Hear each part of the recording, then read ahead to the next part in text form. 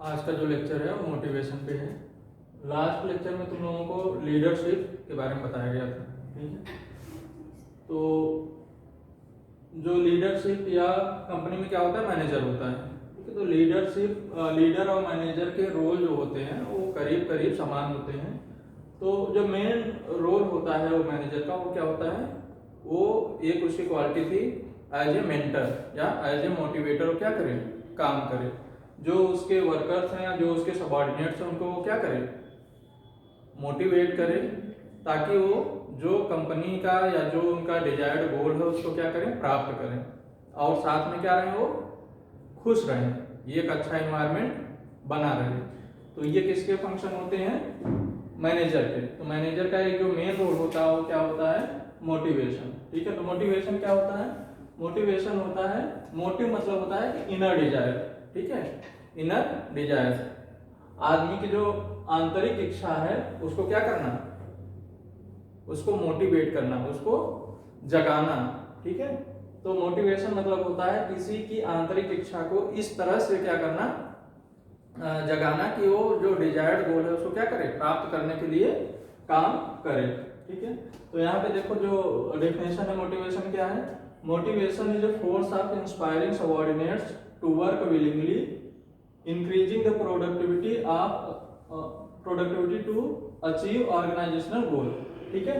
तो जो मोटिवेशन है इसका मतलब क्या है कि यह एक प्रकार क्या है, फोर्स है किसके ऊपर, सबऑर्डिनेट्स के ऊपर। किस तरह का, कि वे अपनी इच्छा से काम करें, और क्या किस लिए काम करें, जो कंपनी का डिजायर्ड गोल है, जो ऑर्गेनाइजेशन का डिजायर्ड गोल है उसको प्राप्त करने के लिए, ठीक है। तो मोटिवेशन में ये सीधा सा ये होता है कि इस तरह से प्रक्रिया अपनाई जाती है कि जो सबऑर्डिनेट्स हैं वो इस तरह से मोटिवेट होते हैं कि कंपनी के डिजायर्ड गोल को प्राप्त करने के लिए काम करते हैं, ठीक है। बार बार उनको किसी चीज के लिए नहीं कहा जाता है, एक बार मोटिवेट कर दिया गया, वो अपना काम क्या करते हैं।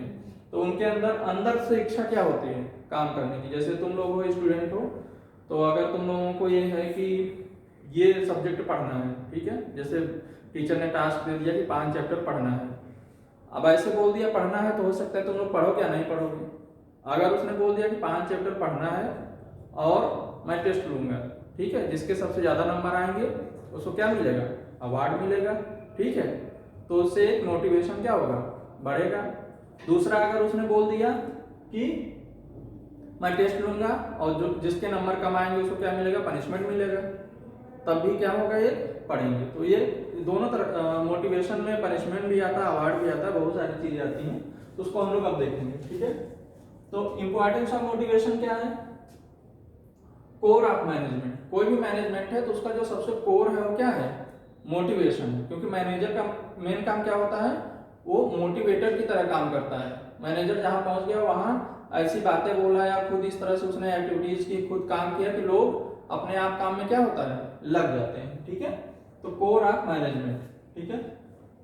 तो जो मोटिवेशन होता है मैनेजमेंट का एक कोर होता है, कोर प्रोसेस है। उसके बाद क्या है, it creates the will to work among subordinates, ठीक है। जो सबऑर्डिनेट्स हैं उनको उनके अंदर कार्य करने की इच्छा क्या करता है, जागृत करता है, ठीक है। फिर क्या होती है, प्रोडक्टिविटी। अगर सबऑर्डिनेट्स सही से काम करेंगे तो जो ऑर्गेनाइजेशन है उसकी प्रोडक्टिविटी क्या होगी, इंक्रीज होगी, ठीक है। और अगर प्रोडक्टिविटी इंक्रीज हो रही है, सब कुछ एज पर मार्क है, तो एक जॉब सेटिस्फैक्शन भी रहेगा सबको, ठीक है। फिर उसके बाद गोल ओरिएंटेड बिहेवियर, ठीक है। तो अगर सबको पता है कि हमारा टारगेट ये है तो उसी हिसाब से लोग क्या करेंगे, बिहेव करेंगे। जैसे तुम लोगों को पता है कि कल हमको 5 चैप्टर क्या करना है, तैयार करके आना है, तो उसी हिसाब से तुम लोग क्या करोगे, बिहेव करोगे, पढ़ाई करोगे, एक दूसरे से डिस्कस करोगे कैसे पढ़ना है, क्या करना है, ठीक है। अच्छा 3 चैप्टर तुम पढ़ लो, 2 चैप्टर हम पढ़ लेते हैं, फिर आपस में क्या करेंगे, एक दूसरे को पढ़ा लेंगे, ठीक है। तो इस तरह से क्या होता है, गोल ओरिएंटेड बिहेवियर होता है सबका। फिर better utilization of resources. Resources क्या होता है, बेटर यूटिलाइजेशन होता है। अगर सब लोग सही से काम करेंगे तो जो रिसोर्सेज है उनका क्या होगा, बेटर यूटिलाइजेशन होगा। जैसे मान लो कि एक इंडस्ट्री है, वहां पे क्या कहते हैं कि सभी वर्कर्स टाइमली क्या कर रहे हैं, काम कर रहे हैं, तो जो वहां पे इलेक्ट्रिसिटी है, जो वाटर है, या अदर जो मशीनरी वहां पे काम कर रहे हैं, उन सबका क्या है, बेटर यूटिलाइजेशन हो रहा है, ठीक है।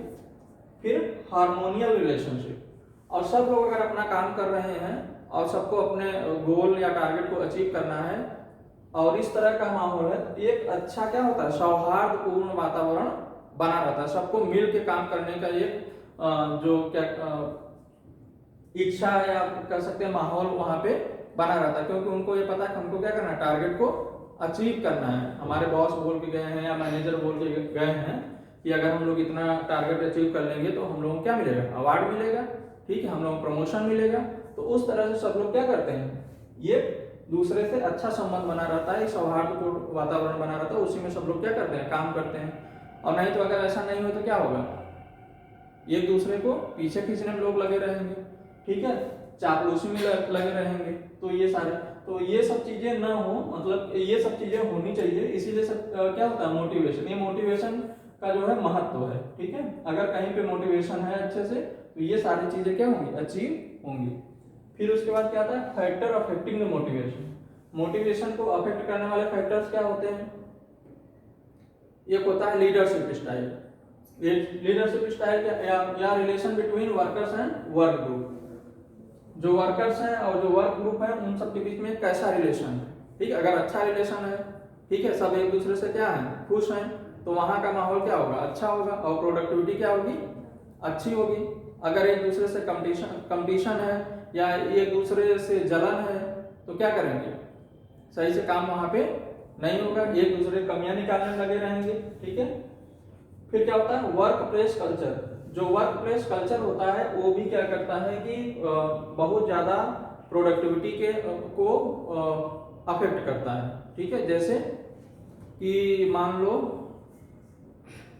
कोई ऑर्गेनाइजेशन है, ठीक है, वहां पे वर्क कल्चर बड़ा अच्छा है, सब एक दूसरे से रिस्पेक्टफुली बात कर रहे हैं, और क्या कहते हैं कि कॉफी स्टॉल लगा हुआ है, खेलने की सुविधा है, आराम करने की सुविधा है, उसके साथ साथ काम भी करना है, ठीक है। तो वहां पे जो एम्प्लॉइज हैं सब क्या है, खुश हैं, एक अच्छा वर्क कल्चर है, बहुत ज्यादा रिस्ट्रिक्शंस नहीं है किसी चीज पे, ठीक है। तो वहां का वर्क कल्चर क्या है, अच्छा है, सब काम भी कर रहे हैं और एंजॉय भी कर रहे हैं, ठीक है। और जहाँ पे क्या है कि एकदम टाइट माहौल है, ठीक है, उठना नहीं है, इतने बजे उठना है, इतने बजे पानी पीना है, इतने बजे बाहर जाना है, तो वहां पे क्या होगा, लोगों को सफोकेशन फील होगा, वो मौका पाएंगे तो अपनी कंपनी क्या करेंगे, चेंज कर देंगे। और जहां पे अगर वो खुश हैं तो वहां पे बने रहेंगे और वहां पे प्रोडक्टिविटी को इंक्रीज करने क्या करेंगे, काम करेंगे। तो वर्क प्लेस कल्चर भी बहुत ज्यादा इंपॉर्टेंट है। जैसे तुम लोग यहाँ पे पॉलिटेक्निक में पढ़ते हो तो यहाँ पे क्या है कि कभी क्लास चली या कभी क्लास नहीं चली, जबकि ये प्रॉपर कल्चर नहीं है। प्रॉपर कल्चर क्या है, क्लास सारी चलनी चाहिए और प्रॉपर तरीके से चलनी चाहिए। तो इससे तुम लोग क्या होते हो, डिमोटिवेट होते हो कि पता नहीं चले क्लास चलेगी कि नहीं चलेगी, या सर आए होंगे कि नहीं आए होंगे, ठीक है। अगर ये पता है कि सुबह 10 बजे से शाम को 5 बजे तक क्लास लगातार चलेगी तो तुम लोगों को क्या होगा, इससे मोटिवेशन बढ़ेगा और रोज टाइम से आओगे और टाइम से जाओगे, उसी हिसाब से तैयारी करके आओगे, ठीक है। जैसे जब हम लोग इलाहाबाद यूनिवर्सिटी में पढ़ते थे तो वहाँ का एक कल्चर था, वहाँ जैसे एक क्लास खत्म होती थी, नेक्स्ट जो प्रोफेसर रहते थे वो गेट पे खड़े रहते थे, ठीक है। तो उनसे पूछ के कि सर 2 मिनट में आ रहे हैं हम लोग, तो 2-3 मिनट गैप मिलता था एक क्लास में। और कभी कभी क्या होता था, सुबह 10 बजे से बैठे तो 1 बजे फ्री हुई, ठीक है, तो लगातार क्लास चलती थी। तो वहाँ का क्या था, एक वर्क कल्चर था, तो सब लोग क्या करते थे, पढ़ते थे। इन केस अगर कभी कोई प्रोफेसर नहीं आए तो वो दूसरे को बोल के जाते थे या बच्चों को इन्फॉर्म कर देते थे कि मैं आज इतने बजे क्लास लूंगा। वहाँ पे कभी कभी क्लासेज हम लोग 5 बजे के बाद भी चलती थी, अगर कोई नहीं आ पाया तो 5 बजे के बाद भी क्लास लेते थे, तो क्लास कभी नहीं मिस होती थी, ठीक है। तो उससे क्या था, एक अच्छा वर्क कल्चर था, पढ़ाई लिखाई का माहौल था, लोग सब पढ़ते थे, ठीक है। तो उसके बाद क्या होता है, लीडरशिप स्टाइल। लीडरशिप स्टाइल में 2 तरीके की होती है, एक होती है डेमोक्रेटिक और एक होती है ऑटोक्रेटिक, ठीक है। तो अगर जहां पे ऑटोक्रेटिक स्टाइल है वहां पे लोग क्या करेंगे, डर के मारे काम करेंगे, लेकिन तभी तक काम करेंगे जब तक बॉस बैठा है, उनके अंदर से इच्छा नहीं होगी काम करने की, या इस डर से काम करेंगे कि अगर काम सही से नहीं करेंगे तो हमको क्या मिलेगा, पनिशमेंट मिलेगा, ठीक है। तो उस डर से काम करेंगे। लेकिन जहां पे डेमोक्रेटिक स्टाइल होती है वहां पे क्या करते हैं, सब आपसी सहयोग से, आपसी जो है क्या कहते हैं कि सहयोग से सारे लोग क्या करते हैं, काम करते हैं। और वहां पे जो बॉस होता है, जो लीडर होता है, वो सबके सहमति से ही क्या करता है, कोई डिसीजन लेता है या गोल को डिसाइड करता है। तो वहां पर भी लीडरशिप स्टाइल भी मोटिवेशन को बहुत ज्यादा क्या करती है, अफेक्ट करती है। ठीक है, फिर होता है रिवार्ड सिस्टम। रिवार्ड सिस्टम ये मोटिवेशन का एक पार्ट है, फैक्टर है, क्योंकि जैसे अगर कोई अच्छा काम कर रहा है तो उसको क्या करना है, उसको रिवार्ड देना है।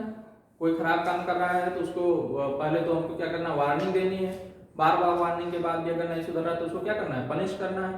तो रिवार्ड सिस्टम भी लोगों को क्या करता है, मोटिवेट करता है कि अगर आप अपने टारगेट को अचीव कर लेंगे तो आपको ये रिवार्ड दिया जाएगा, या आपका इंक्रीमेंट इतना हो जाएगा। ठीक है, बहुत सारे रिवार्ड लोग पाते हैं। ठीक है, तो रिवार्ड सिस्टम होता है। फिर उसके बाद होता है डिसीजन अपॉर्चुनिटी। ठीक है, डिसीजन अपॉर्चुनिटी में ये होता है जैसे कोई काम कर रहा है, कोई वर्कर है या कोई एम्प्लॉय है, वो खुद भी अपना डिसीजन ले सकता है। ठीक है, सुविधा के अनुसार खुद भी क्या कर सकता है, डिसीजन ले सकता है। बस ये देखना है कि प्रोडक्टिविटी हमारी ना अफेक्ट हो। ठीक है, जैसे मान लो किसी मशीन पे कोई काम कर रहा है, ठीक है, अब ये प्रोसीजर है कि ऐसे ही काम करना है। ठीक है, लेकिन उसने कुछ दिन काम करने के बाद ये सीखा कि अगर हम इस तरह के बजाय इस तरह से काम करें तो हमारी प्रोडक्टिविटी क्या होगी, इंक्रीज हो जाएगी।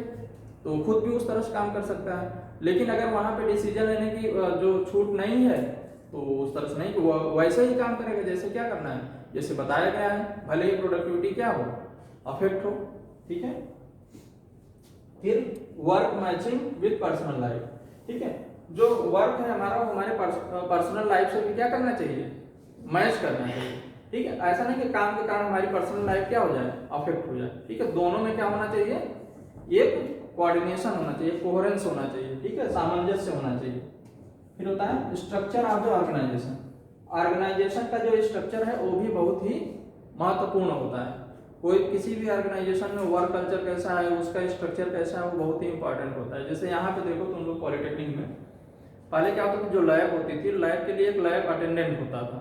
ठीक है, वो लैब पूरी मेंटेन करता था। लैब की जिम्मेदारी किसकी थी, लैब अटेंडेंट की। बच्चे आते थे, प्रैक्टिकल करते थे, वो सारा ऑपरेटर सेट रखता था और प्रैक्टिकल होते थे। लेक्चरर की रिस्पॉन्सिबिलिटी थी लेक्चर देना। ठीक है, और लैब में बैठना, अगर बच्चों को कहीं पे समस्या होती है तो उसका समाधान करना। लेकिन लैब मेंटेनेंस का काम किसका था, लैब अटेंडेंट का। अब वो लैब अटेंडेंट वाली पोस्ट क्या हो गई, खत्म हो गई। जब वो खत्म हो गई तो जिम्मेदारी किसके ऊपर आ गई, जो लेक्चरर है। ठीक है, अब उनको इतना टाइम नहीं, वो क्या करें, पूरे लैब को क्या करें, मैनेज करें, पहली बात। दूसरी बात, जरूरी नहीं हो कि उनको सारी लैब का क्या हो, नॉलेज हो। ठीक है, लैब अटेंडेंट तो रहता था, एक ही लैब में हमेशा रहता था, तो उसको सब पता था कौन सा ऑपरेटर्स खराब है, कौन सा सही है, कौन सा काम कर रहा है, कौन सा नहीं काम कर रहा है, किस में हमारा आउटपुट अच्छा आता है, या कौन कौन सा प्रैक्टिकल कराने हैं। ठीक है, अब जैसे यही लैब है, अब इसमें क्या है, 5-7 लैब हैं। ठीक है, तो जरूरी नहीं जो इसका लेक्चर हो हर लैब में वो क्या हो, जानकार हो, और हर लैब का ऑपरेटर्स क्या हो, सेट हो। ठीक है, लेकिन जब अटेंडेंट रहते थे तो वो एक लैब में एक अटेंडेंट रहता, वो सारी चीजें क्या करता था, सेट रखते। तो वहां पे क्या था, एक लैब का अच्छा एनवायरनमेंट था, तो जो स्ट्रक्चर था वो क्या था, अच्छा था। लेकिन अगर उसी स्ट्रक्चर में उस चीज को हटा दिया गया तो वो हमारा क्या हो, एक व्यवस्था हमारी क्या हो गई, गड़बड़ हो गई। ठीक है, तो इसी तरीके से जो ऑर्गेनाइजेशन है उसका स्ट्रक्चर भी मोटिवेशन के लिए क्या होता है, बहुत ही इंपॉर्टेंट रहता है। अब जैसे मान लो कि तुम लोग हो, तो तुम लोगों को कोई भी अगर जरूरत पड़ी तो तुम लोग किसके पास जाओगे, क्लास टीचर के पास जाओगे। क्लास टीचर से नहीं होते एचओडी के पास जाओगे, फिर नहीं हो तो कहाँ जाओगे, प्रिंसिपल के पास जाओगे। ठीक है, अब मान लो क्या होगा कि क्लास टीचर और एचओडी जो है वो तुम लोगों समस्याओं समाधान करने के लिए नहीं वो है। ठीक है, तो तुम लोग डायरेक्ट कहाँ जाना है, प्रिंसिपल के पास। तो बार बार प्रिंसिपल के पास जाना क्या रहेगा, अच्छा रहेगा, नहीं रहेगा, नहीं रहेगा।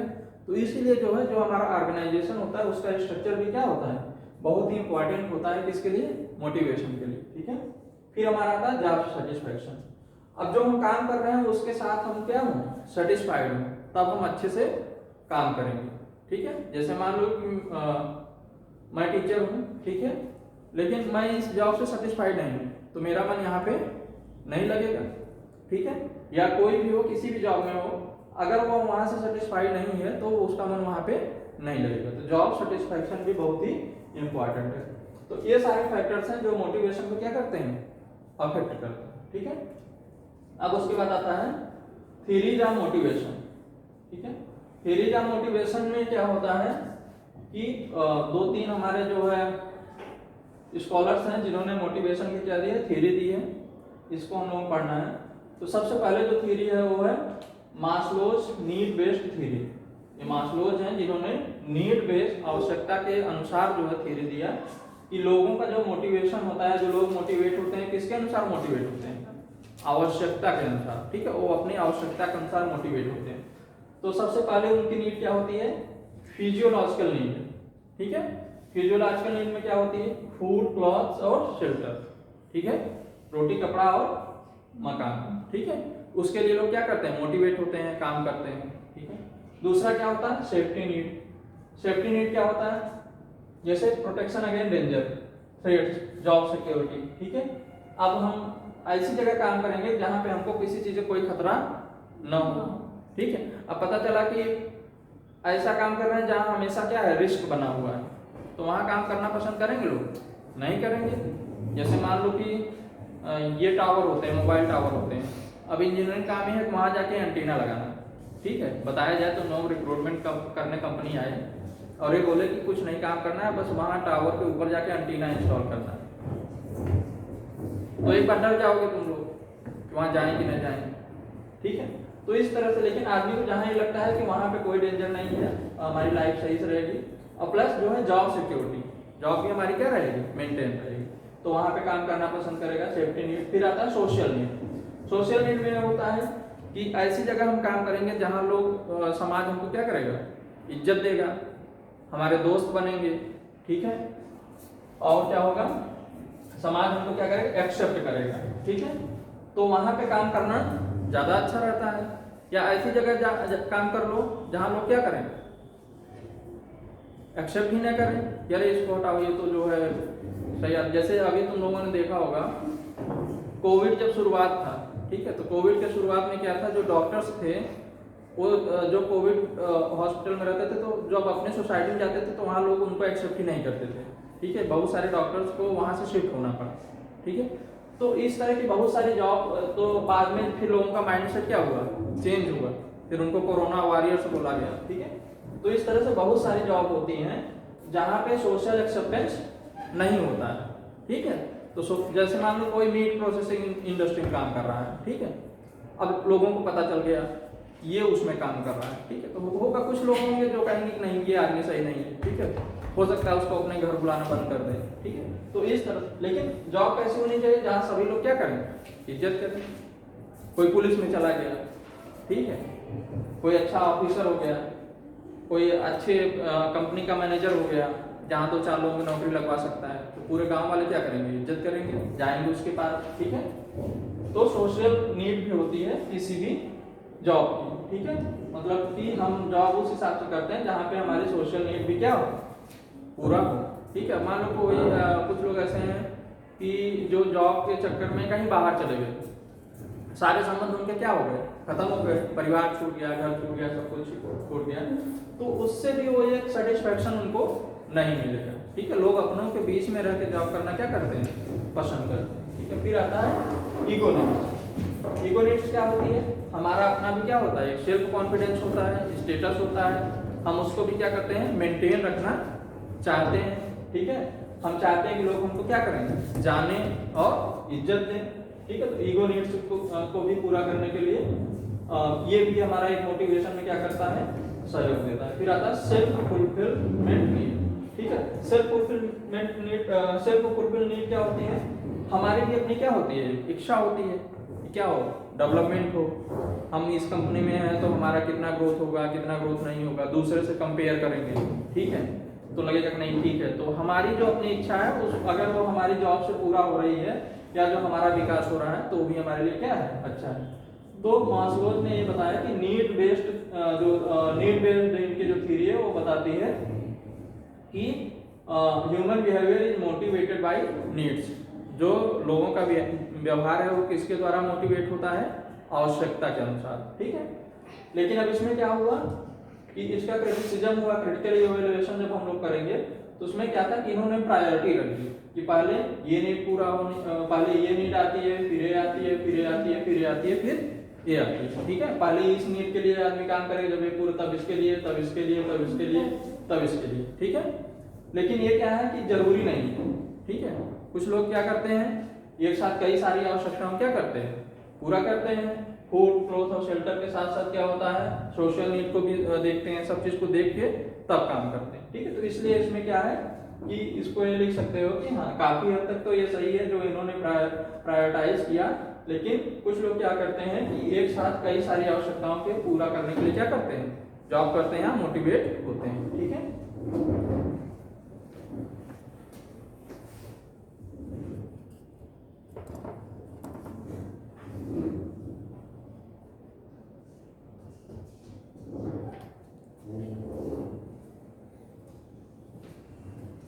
अब नेक्स्ट आता है तुम्हारा दूसरा है, हेजबर्ग ने इसे दिया था मोटिवेशनल थ्योरी मॉडल। ठीक है, maintenance factor and motivation factor. इन्होंने ये बताया कि जो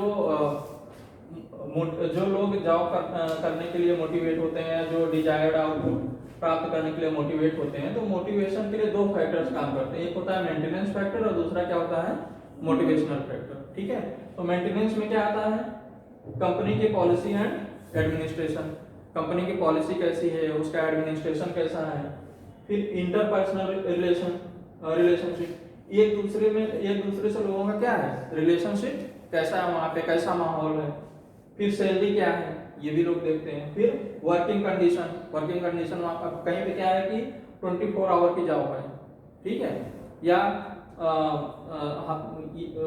7 डेज जो है डे टाइम है और 7 डेज क्या है नाइट टाइम है। ठीक है, तो इस तरह के तमाम सारे कंडीशंस हैं। कुछ लोग कोई ऐसी जॉब होती है कि वहाँ पे अपनी आइडेंटिटी क्या करना है, बताना ही नहीं रहता है। ठीक है, तो वर्किंग कंडीशंस भी क्या करती है, बहुत हद तक डिपेंड करती है। फिर जॉब सिक्योरिटी है कि नहीं है, लोग ऐसी कंपनी पसंद करना में जॉब करना पसंद करेंगे जहाँ पर उनकी क्या हो, जॉब सिक्योरिटी हो। ठीक है, फिर पर्सनल लाइफ, जॉब सिक्योरिटी बहुत इंपॉर्टेंट होती है। जैसे तुम लोग कोई कंपनी ज्वाइन करोगे तो सबसे पहले अपने सीनियर से क्या करोगे, पता करोगे कि कैसी प्रोफाइल है, कितने साल से लोग यहाँ पे काम कर रहे हैं, क्या ग्रोथ है। ठीक है, फिर पर्सनल लाइफ, फिर आदमी अपनी क्या करता है, अपनी पर्सनल लाइफ भी देखता है कि इस जॉब के साथ हमारी पर्सनल लाइफ कितनी अच्छी रहेगी। ठीक है, कुछ लोगों को होता है कि हमारी पर्सनल लाइफ बहुत अच्छी रहेगी, इसमें फॉरेन जाने का है, बच्चों के एजुकेशन की व्यवस्था है और कंपनी के अंदर ही बहुत सारी सुविधाएं हैं, तो वो सब चीज़ें देख के। फिर टेक्निकल सपोर्ट, कहीं कोई दिक्कत होती है तो उसके टेक्निकल सपोर्ट या ट्रेनिंग वगैरह का क्या अरेंजमेंट है, ये सारी चीज़ें देखी जाती हैं। ठीक है, तो ये होता है हमारा मेंटेनेंस फैक्टर। फिर आता है हमारा मोटिवेशन फैक्टर। मोटिवेशन फैक्टर में क्या होता है, ग्रोथ एंड प्रमोशन पॉलिसी। ठीक है, लोग ये देखते हैं कि इसमें हमारा ग्रोथ कितना है, ठीक है, या कंपनी का ही ग्रोथ कितना है। ठीक है, कंपनी भी तो लोग देखते हैं ना कि इस कंपनी ये लगातार ग्रो कर रही है, तो ग्रोथ एंड प्रमोशन पॉलिसी। फिर एडवांसमेंट क्या होता है, प्रमोशन, पदोन्नत। ठीक है, तो अगर उसमें देखते हैं कि आज हम यहाँ पे रहेंगे, आज हम टेक्नीशियन हैं, फिर हम क्या हो जाएंगे, कल जो है डिप्टी मैनेजर हो जाएंगे 2 साल बाद, फिर 2 साल बाद मैनेजर हो जाएंगे, फिर हमको चांस है बोर्ड ऑफ डायरेक्टर्स में जाने का। तो ये सब चीजें देख के लोग क्या करते हैं, कंपनी ज्वाइन करते हैं। फिर रिकॉग्निशन तो बहुत इंपॉर्टेंट है। ठीक है, आदमी किस लिए जॉब करता है कि लोग उसको जाने, 4 लोग। ठीक है, उसे घर परिवार समाज जहाँ रह रहा है वहाँ पे लोग क्या करें, उसको रिस्पेक्ट करें। तो इस तरह भी आदमी देखता है कि यहाँ पे जाने पे क्या इंपॉर्टेंट है। ठीक है, कुछ लोग क्या करते हैं कि साइंटिस्ट की कोई जॉब निकली, ठीक है, तो साइंटिस्ट की जो लाइफ होती है बहुत रिजर्व होती है, लेकिन लोग जानते हैं। ठीक है, कहते हैं अच्छा उनका लड़का क्या वैज्ञानिक है, साइंटिस्ट। फिर आता है नेचर ऑफ वर्क। ठीक है, ये वही चीज है कि वर्क हमारा कैसा है, कार्य कैसा है। फिर आती है रिस्पॉन्सिबिलिटी। ठीक है, रिस्पॉन्सिबिलिटी यही होती है कि डिसीजन ले सकते हैं कि नहीं ले सकते हैं, क्या सारी चीजें। तो ये जो है मेंटेनेंस फैक्टर और मोटिवेशन फैक्टर किसने दिया, हेजबर्ग ने, मोटिवेशनल थ्योरी, ये लिखना है। फिर आता है तुम्हारा थ्योरी ऑफ एमसी ग्रेगर। ठीक है, एमसी ग्रेगर ने एक थ्योरी दिया जो एक्स टाइप वर्कर और वाई टाइप वर्कर के लिए है। इन्होंने वर्कर्स को क्या किया, कैटेगराइज किया, 2 तरीके के वर्कर्स बताए, एक एक्स टाइप वर्कर और दूसरा कैसा worker, Y type worker. X type worker क्या कर रहा है, ये काम को पसंद ही नहीं कर रहा है, काम जो उसको दिया गया वो उसको क्या कर रहा है, पसंद नहीं कर रहा है। फिर हमारा आता है no ambition of life career. इसके जो क्या कहते हैं कि जो जॉब का जो कैरियर है उसमें कोई इसका एम्बिशन नहीं है, प्रमोशन हो या ना हो कोई मतलब नहीं, जो चल रहा है चलने दो। लेजी टू वर्क, आलसी बहुत है। ठीक है, फिर work as minimum as possible. ठीक है, उतना ही काम करता है जितना, मतलब कि कम से कम काम करता है। ठीक है, काम करने की इच्छा नहीं, अनेबल टू सेल्फ डायरेक्ट, ठीक है, ये अपने आप को निर्देशित नहीं कर पा, जो लोग का दे रहे हैं वही कर रहा है, उसी में लगा है, ठीक है, अपने आप कोई भी काम नहीं कर रहा है, लेस इंटेलिजेंट, बहुत ज्यादा बुद्धिमान नहीं, ठीक है। वहीं वाई क्या है, वाई वर्कर्स क्या है, इसके जस्ट अपोजिट है, ठीक है, क्या है, डिसलाइक, वर्क को पसंद करते हैं, ठीक है, इनका जो लाइफ के करियर का एक एम्बिशन है, फिर एक्टिव है कार्य में, फिर ज्यादा से ज्यादा काम करना पसंद करते हैं, फिर सेल्फ डायरेक्शन, मतलब अपने अनुसार भी ये क्या करते हैं, मोटिवेट होते हैं, फिर लेस इंटेलिजेंट, मोर इंटेलिजेंट, तो ये एक्स टाइप वर्कर होते हैं, वाई टाइप वर्कर होते हैं। तो इनके लिए क्या होता है, अलग अलग मोटिवेशन स्टाइल या मैनेजमेंट स्टाइल अपनाई जाती है। तो जो एक्स टाइप वर्कर है उसके लिए क्या कर सकते हैं, जिसको पता है कि इसको जो कहेंगे वही काम करेगा, उसको डायरेक्शन देते रहो, ये अब ये काम कर लिए तो यहाँ से यहाँ जाओ, अब ये करो, अब वो करो, लगातार उसको डायरेक्शन देते रहो, फिर उसके ऊपर क्या करो, कंट्रोल रखो,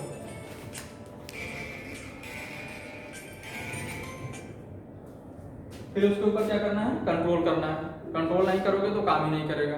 फिर अथॉरिटेरियन, अथॉरिटेरियन मतलब ये होता है कि उसको लगातार क्या करो, बताते रहो, ठीक है। फिर थ्रेटिंग एंड पनिशमेंट, उसको डराते धमकाते रहो, ठीक है, और अगर फिर भी नहीं काम करे तो उसको पनिशमेंट दो। फिर मैनेजमेंट स्टाइल में क्या, फिर उसके बाद वाई टाइप वर्कर्स के लिए क्या होता है, उसको गाइडेंस, उसको निर्देशित करो, ठीक है, उसको गाइडेंस देते रहो, बीच बीच में गाइड करते रहो, बस बाकी वो काम अपने आप क्या कर रहा है, कर रहा है। फिर डेमोक्रेटिक स्टाइल में, डेमोक्रेटिक स्टाइल मतलब क्या होता है कि उनकी सहमति से काम करवाओ, ठीक है, क्योंकि वो खुद ही अच्छे हैं, तो उनकी सहमति से ही काम करवाओ। रिवार्ड, बीच बीच में इनको क्या करो, रिवार्ड दो। फिर assign creative and challenging work, क्योंकि वो काम करने में अच्छे हैं इसलिए इनको नए नए और चैलेंजिंग काम क्या करो, असाइन करो। और इनको क्या करना है, क्योंकि ये जो कहोगे वही करेंगे, इसलिए इनसे वही काम करवाओ कि जो ये क्या हो, सेट हो, ठीक है, और इनसे नए नए भी काम करवाए जा सकते हैं। तो इस तरह से क्या होता है कि एमसी ग्रेगर ने बताया कि एक्स टाइप वर्कर के लिए ये हम मोटिवेशन पॉलिसी अपना कर सकते हैं, और वाई टाइप वर्कर के लिए ये अपना सकते हैं। और उसके साथ क्या क्या है, क्रिटिकल इवैल्यूएशन में जब देखेंगे तो सबसे टफ हो जाता है कि हम कैसे आइडेंटिफाई करेंगे कौन एक्स टाइप है और कौन वाई टाइप है, ठीक है। आइडेंटिफिकेशन में अगर गड़बड़ी हो गई तो दिक्कत हो जाएगी, और नहीं तो अगर हम आइडेंटिफाई कर लिए तो ये रूल्स क्या कर सकते हैं, अप्लाई कर सकते हैं, ठीक है। तो ये मोटिवेशन का है, यही तुम्हारा क्या है, लीडरशिप और मोटिवेशन जो चैप्टर है, इतना सिलेबस में है, बाकी और चीजें तुम लोग देख लेना, ठीक है।